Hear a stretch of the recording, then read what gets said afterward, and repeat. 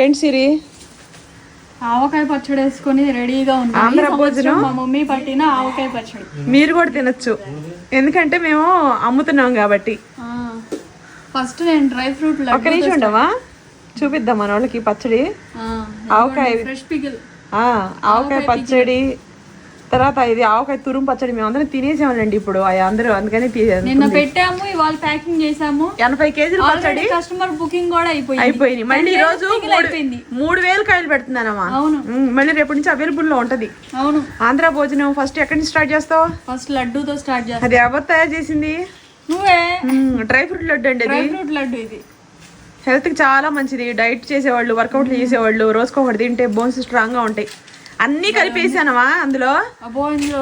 నేను చెప్పనా, నువ్వులు, జీడిపప్పు, బాదం పప్పు, మఖానా, అంజూరు, కిస్మిసు, పుచ్చగింజలు, గుమ్మడి గింజలు, పల్లీలు, ఇంకా ఏమైనా గుర్తు లేకపోతే నేను చెప్తాను.